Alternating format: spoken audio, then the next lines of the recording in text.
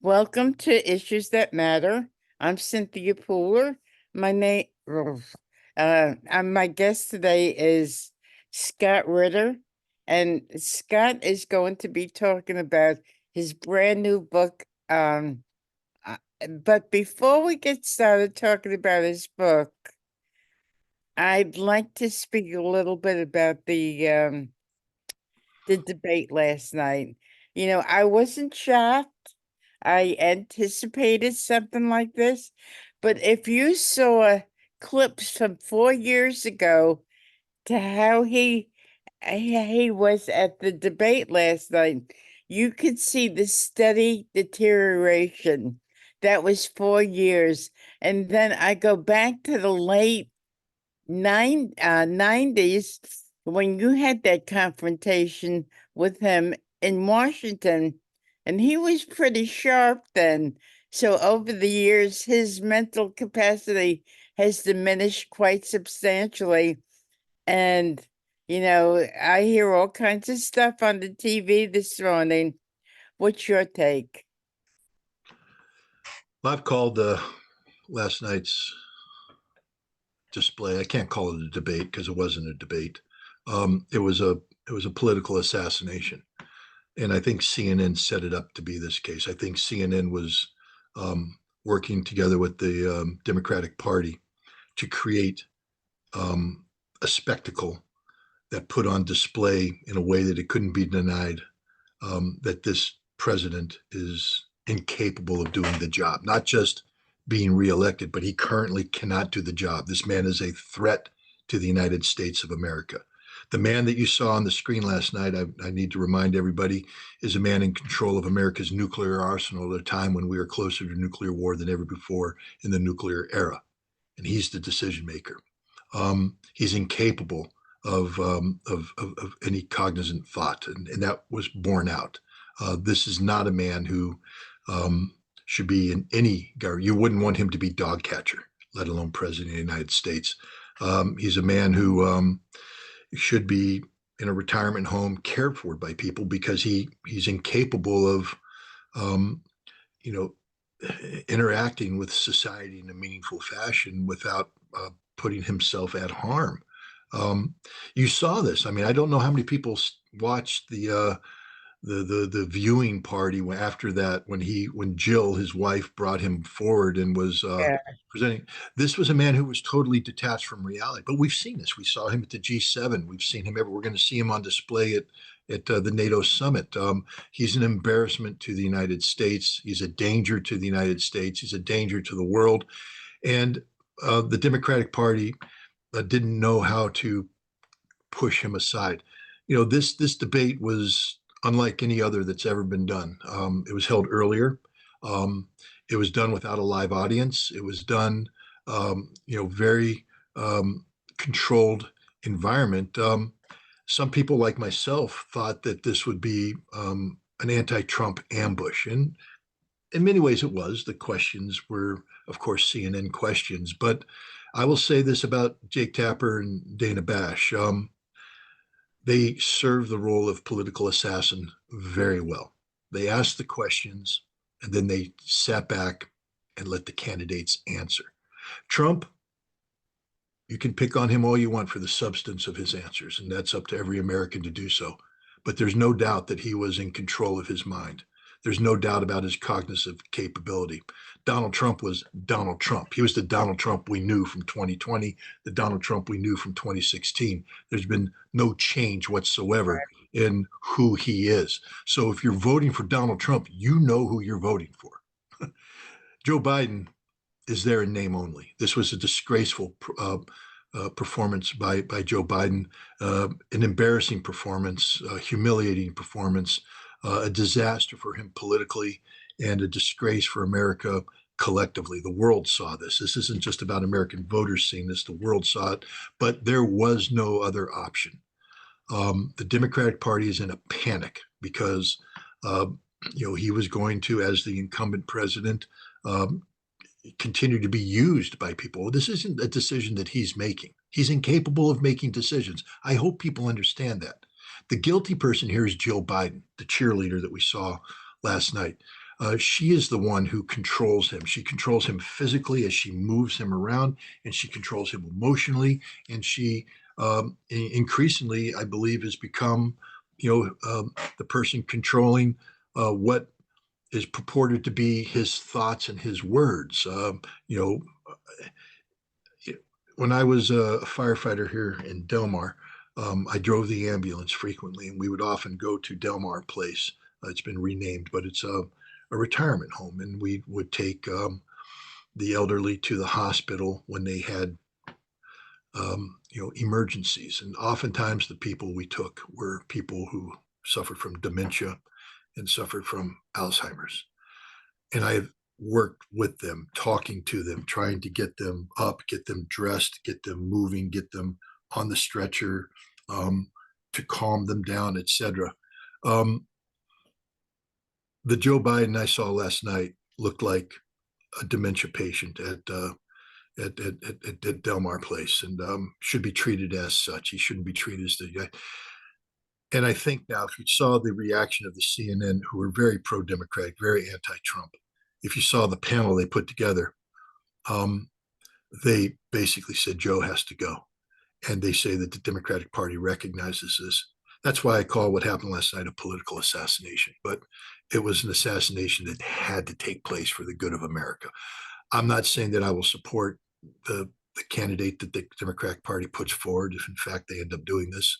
What I'm saying is that it's necessary for America that on election day, one of the options presented to us is not named Joe Biden, because that's no option at all. Hmm. So let's talk something that's a little more cheery. Talk about your new book. Well, the new book is it's a book called Covering Ukraine. I'll make sure that you get a copy. It's available right now. You can go to claritypress.com. Clarity Press is my publisher, and you can order it. And then soon it will be available at Amazon, and Barnes and Nobles, and other outlets. Uh,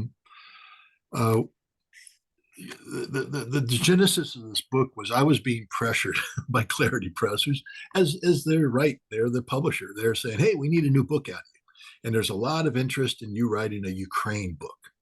And I kept pushing back, saying it's a moving target. The first book I published with Clarity Press was about Iran and the Iran nuclear deal, and the book I started to write was about the future of the nuclear deal, how we could make the nuclear deal better. And I literally had the book ready to submit for publication when Donald Trump withdrew America from the nuclear deal.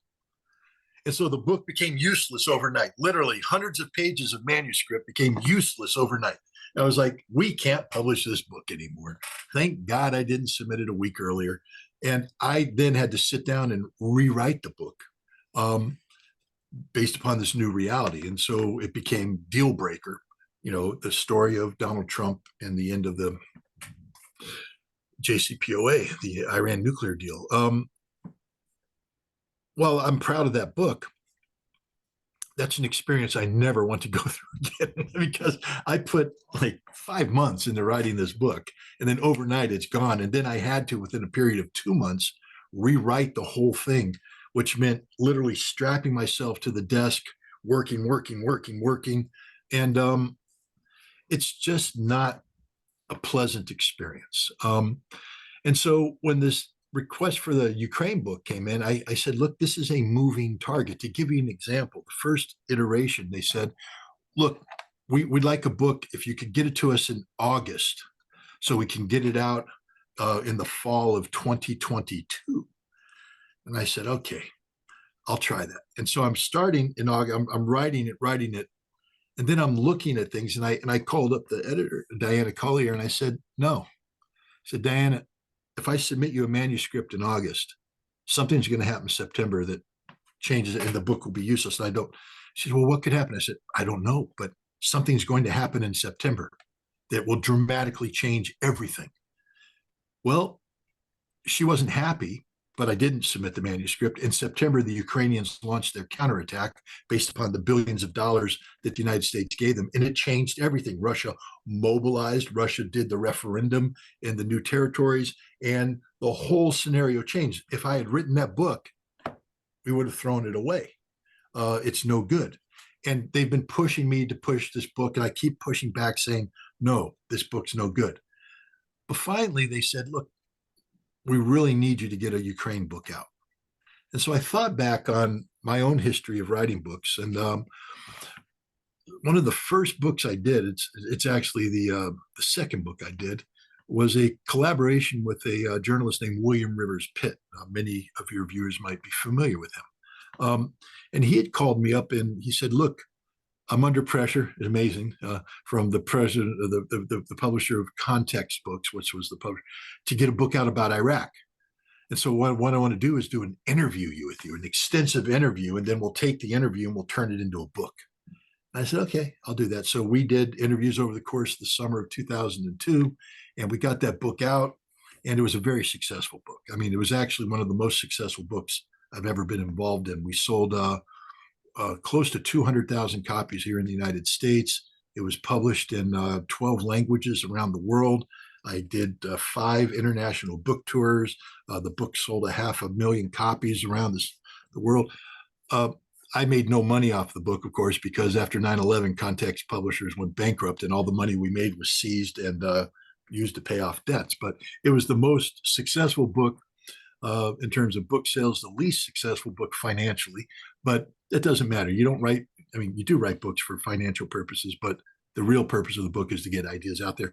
And War in Iraq was very important. It was distributed at every anti-war rally in America and every anti-war rally around Europe. It became sort of the Bible of the anti-war movement to counter the mainstream media narrative about the war in Iraq. And if you read it today, you can get it online. You read it, and, basically everything I said in there was true, was accurate, and became reality.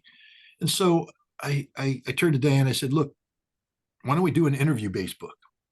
Like William, well, we couldn't go to William Rivers Pitt because tragically he died of a heart attack last year in 2022. So she said, well, let's find another interviewer, the new William Rivers Pitt. And so we're sitting there working, who's going to do the interview and all that. But that just becomes, again, a process that takes time and effort. And suddenly I said, wait a minute, I've been interviewed by somebody from the very beginning. This Polish journalist named Anya Kay. She does a podcast called Through the Eyes of Anya Kay. And she's been interviewing me about Ukraine on a regular basis since the war started. I said, we've already done the interviews. It's already done. The book's already written.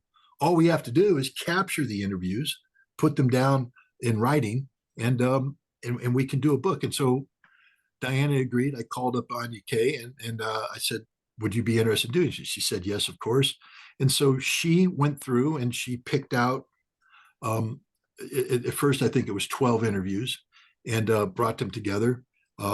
We put them in order. I cleaned up the language. I organized it by putting, if we're doing an interview based upon a certain period of time, I found an article from the press at the time, and I put an excerpt up top to put it into a historical context. Then we talk about the interview. Diana loved it, asked for a few more chapters to make the book a little bit thicker, because production-wise, you got to be able to put a spine on it. And so we needed more chapters. And so we got the chapters up. I think we had 19 chapters. And it was very, it just suddenly, I looked at the book and I went, wow, we just did it. We did the equivalent for Ukraine of war in Iraq with William Rivers Pitt. This is the book. If you can get a thick book on Ukraine. And I'm sure there's a lot of books out there written that way that are good, but they're going to be books that, because this is a work in progress, are not going to capture the work properly, or I'm going to talk about a specific angle. The book is called Covering Ukraine because that's what this is. This is a book that talks about how the war was covered from the very beginning up until just recently. Our last interview was just a month ago or so. that's in the book. And the topics cover, every angle here. So this is, when Americans say, well, I have questions about Ukraine, the beauty of this book is that Anya Kay is not an expert on geopolitics, on war, on Russia or Ukraine. She's every person. She's the average person who sits there and says, I have a question. And she asks the question. And then I answer the question in a way that's honest and done to not as this isn't a discussion between experts. Most expert books, and I'm guilty of writing the same thing. I remember I have a good friend, Cy Hirsch, very good friend, Pulitzer Prize winning journalist. And he commented on a couple of my books. Like Scorpion King, about that I wrote about nuclear America's addiction to nuclear weapons. I'm so proud of that book. But that's a conversation of an expert with an expert, meaning myself with myself. It's a conversation with myself. And it becomes a very dense book, a lot of facts put in there. And Cy just said, I go crazy reading your books because every chapter is just exploding with information and I get overwhelmed with this. Well, this book is not a conversation of an expert with an expert. This book is a conversation of an expert with the average American person. This book isn't dumbed down. This book is just done in a way that's so approachable. If you aren't an expert on Russia, if you're not an expert on Ukraine, if you're not an expert on the war, this is the book for you. This is the book that explains all of your questions in a way that's approachable. And everybody that's read it has said the same thing. They just go, "Wow, this is an amazing book that does in relatively short order." I mean, look, guys, you go to the beach this summer, put this book in your beach bag. You can get sunburned and educated at the same time, and all that. But I'm very proud of this book. I didn't know what to expect when I started it. I'm very happy, and we did something different too, because the book is an extraction of interviews. For instance, if we did an interview, it's a question taken from an interview. At the end of each chapter, we put a QR code at the end of each chapter. And if you take your cell phone and go to that QR code, it'll take you to the interview.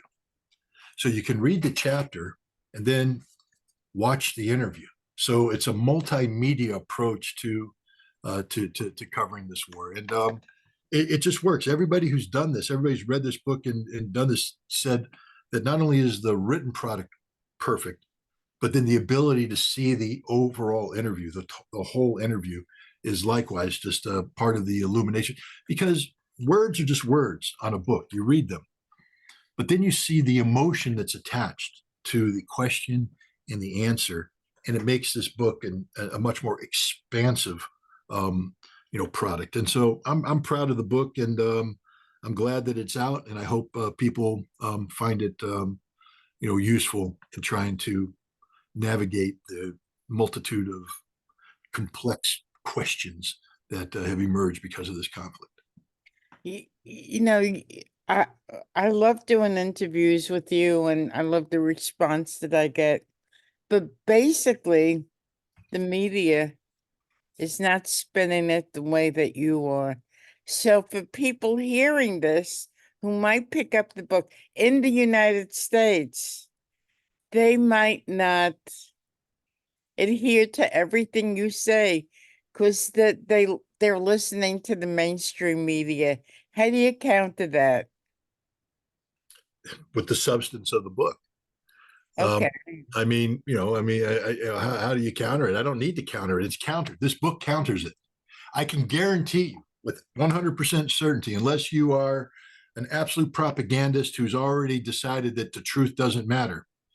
If you're somebody who watches mainstream media and you read this book will forever change your point of view about the war, because the data in this book and the way it's presented contradicts everything you're hearing in a substantive way.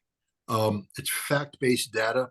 And many times it talks about the source, because these are interviews done on the day that a story is emerging. So you get to see how, the question is framed. You get to see how the question is, again, not just in terms of the words, which are important, but to go see the total interview in itself. This book isn't just a chess move to counter mainstream This book is checkmate. You read this book, you will checkmate mainstream media and their coverage of the Ukraine war. Hmm. So how long has it been out? It literally, it's, I mean, I got to be careful holding it because it's hot off the press. I mean, it's just on fire. But no, I actually have the first copies. It literally has been available for just a little bit over a week. Um, Oh, and again, the way modern publishing works is that these books are they're the publisher will publish a certain number of books, which will go to a distributor that's to go to the warehouses of Amazon, Barnes and Nobles, and all this stuff. That mhm. takes time to press. You have to get into a queue to do the mass production of the book.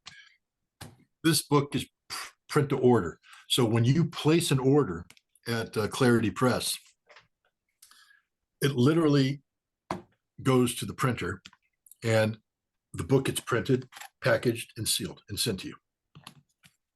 So Okay. that's it's not the most the publisher makes more money selling the books off of Amazon because it's cheaper to print a large number of books. But because of the importance of this book and such, they you can do print to order. So you order the book today, it'll be mailed today to you by Clarity Press. So claritypress.com.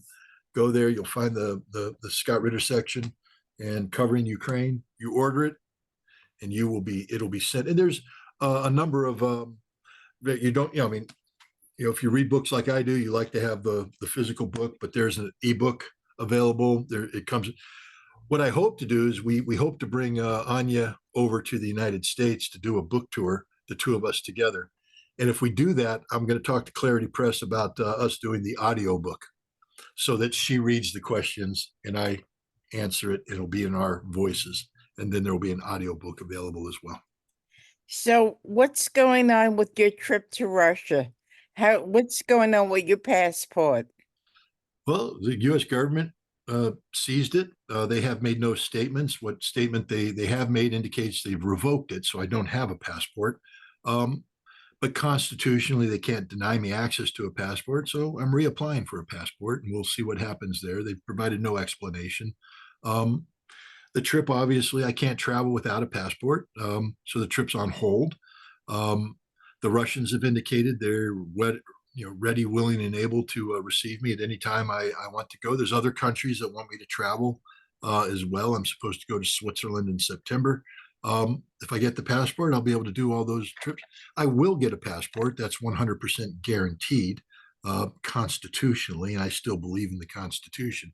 But the U.S. government has obviously decided that um, in this period of time that my constitutional rights don't matter. My right to travel, Fifth Amendment, my right to freely associate, First Amendment, freedom of speech. And then the whole process they went through is a Fourth Amendment violation, illegal search and seizure. They didn't have a warrant. They didn't have any, not that they presented, they just seized it. They didn't provide a receipt. This is a violation of due process. I know there's a lot of people out there that don't like me and chuckle when I got his passport revoked. There before the grace of God go you. So it's high time that you stop focusing on the purpose and focus a person and focus on the process.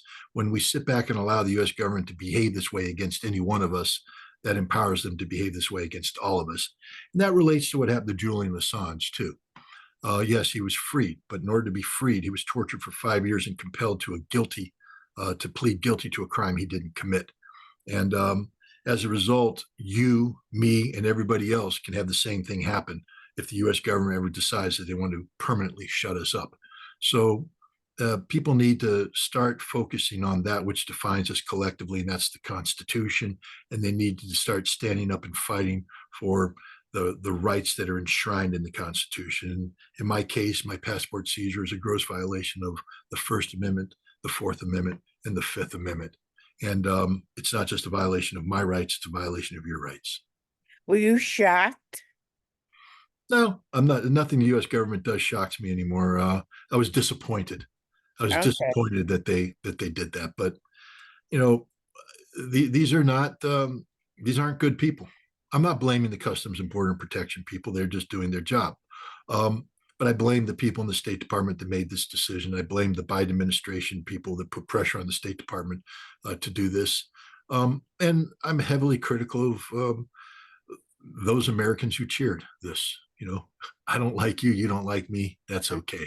The Constitution, though, unites us both, and you're cheering gross violation of the Constitution. And someday you will become inconvenient. And when that happens, your rights will be violated. And one of the reasons why they will be violated is that you didn't stand up to defend uh, other American citizens when their rights were violated. This is about a bigger issue than me traveling to Russia. You may not want me to travel to Russia. You may not like it to travel to Russia, but I have an inherent right to travel to Russia under freedom of association. And the fact that the U.S. government has violated this right is again affront to all Americans.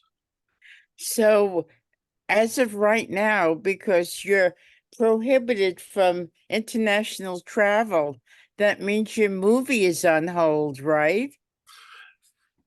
The movie is not able to go forward the way that we planned it to go forward. Right now, we are looking at, you know,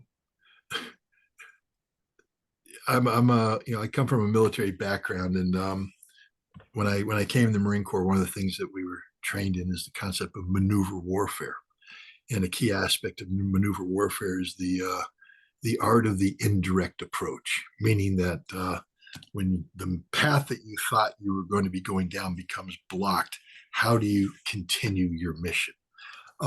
My mission has always been to promote nuclear disarmament and to promote arms control and to promote um, the reduction of the pressures that could lead to nuclear conflict. Um, I went to my main reason for going to Russia was to learn about Russia, to come back, empower the American people with knowledge and information to defeat the poison of Russophobia that had been infected, and by doing so, empower them to think pragmatically and responsibly about relations with Russia, and that would in turn lead them to say there's no need for us to be engaged in this kind of nuclear posturing with Russia. I can't do that right now. So instead, we take the indirect approach, and so the Waging Peace Project now has a new angle to it, one that has been imposed on us by my inability to travel abroad. It doesn't mean that I stop thinking and stop acting. On September 28th, we're going to have a major rally around the country, but it'll be centered on Kingston, New York. Gerald Celente will be putting it together. Judge Napolitano, Max Blumenthal, um, Dennis Kucinich, and others, yourself, I hope, will all become part of this movement. And the idea is to put 1 million people um, into the record. Whether they show up in Kingston, I'd love it if we repeated Woodstock and we shut down the throughway and we had cars parked and people walking and all that. But maybe Kingston doesn't want that. But we're going to have sister cities around the country, including cities in the critical swing states, where we want tens of thousands, if not hundreds of thousands of people to come together and commit to a basic pledge. It's a pledge that I call it's Operation Dawn. And the concept around Operation Dawn, that's DAWN, is what would you do to save democracy? That's the D. What would you do to save America? That's the A. What would you do to save the world by voting in November, which is the N, Dawn? We have an election right now that, even with Biden's demise, is still a very contested election. And it will come down to tens of thousands of votes in a handful of states. Um, if we can get 1 million Americans throughout America to come together and say, our vote in November will be driven by one issue, and that is what is the respective candidate's stance on nuclear war, nuclear disarmament, nuclear weapons. What are you going to do to prevent a nuclear war? What are you going to do to promote arms control? What are you going to do to save democracy, America, the world? Because we know what we're going to do in November. We're going to vote for the candidate that best articulates a strategy to save us all. One issue, save America, save the world, save democracy. Um, if they do that, the candidates will have no choice but to address this issue. It can't be avoided. And so that's what we're seeking to do on September 28th is to get 1 million Americans around America to commit to this pledge. It doesn't matter if you're Democrat, Republican, Independent, Green, Communist, whatever you want to call yourself. It doesn't matter. Your vote matters. And this will be the most empowering thing because no matter what the other issues are, and there are people who say, well, Gaza is an important issue. Yes, it is. But Gaza doesn't matter if we go to nuclear war with Russia. They'll say climate change is important. Well, the greatest climate change that will take place is when 3,000 thermonuclear warheads go off simultaneously around the world and raise the temperature of the world dramatically in a location when radiation rains down and kills us all. You can say anything, gun control, abortion. This is all important, but not if there's not an America there to debate these issues. In order to have all the important discussions that we must have collectively, we have to live. And we're not going to live if there's a nuclear war. And we need to find a way to stop the war. If you're relying on the government to do the right thing, that's a guarantee that it will do the wrong thing. America is a democracy. The power of a democracy comes to the citizen voting. And if we make the politicians who are running for the highest position in the land understand that they will not be president unless they articulate a sound policy about preventing nuclear war, then they will articulate a sound policy about preventing nuclear war. We will drive the policy. And that's the beautiful thing. So that's what we're trying to do in September. That's the new focus of Waging Peace. And, how we capture that, whether it becomes part of a documentary experience, we'll figure that out. So, people who might be listening to this in San Francisco or in the Midwest or down south who will not be able to go to Kingston on that day and they want to organize something in their area, how do they do so? We will be putting out flyers soon, Gerald. First of all, we're going to be promoting a number of locations. For instance, I think San Francisco is one of the sister cities we're looking to organize from the start. We have others in mind, Detroit, in Michigan, or maybe Ann Arbor in Michigan, maybe Madison, Wisconsin. We're looking at maybe Miami. So we'll come up with some. But as you said, if when we put this out there, if other communities say we're too far away from any of those, we'd like to do ourselves, please do it. Man, if we could get an event, all we need is to be able to document 1 million people or more. Because that's all we have to say. We don't need to tell them who these people are. We don't need to tell them anything. Just that there are 1 million votes out there that will decide this election. And those votes hinge on one thing and one thing only: your stance on nuclear war. What are you going to do to win those votes? Because if you don't win those votes, you're going to lose this election.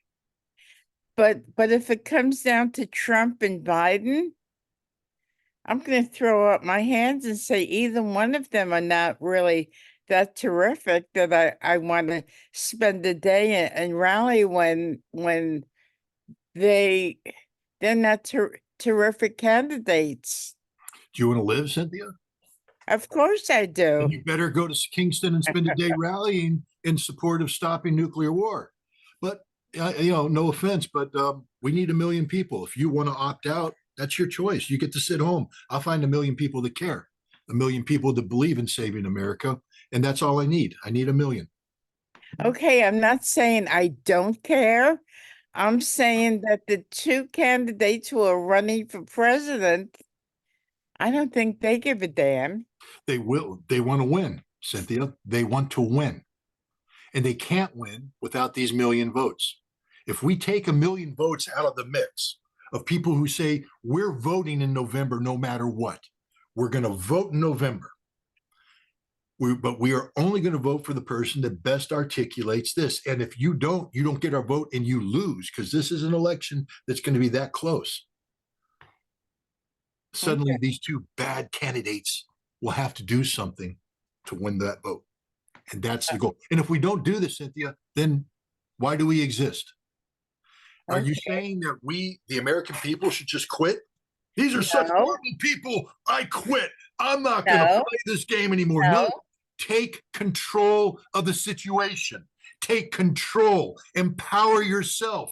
Show up in September 28th and say, my vote matters. That's how you become an American. Okay. So, Scott, do you have any final thoughts? I know you have to leave in a few minutes. Show up on September 28th and tell people my vote matters and buy my book. Thanks. Thanks. You've been listening to Scott Ritter. I'm Cynthia Pooler. This is Issues That Matter. And if you like this show, please subscribe and like my YouTube channel. Have a great day, Scott. It's always a pleasure to talk to you. And we shall talk soon. And thank you, everybody, for listening.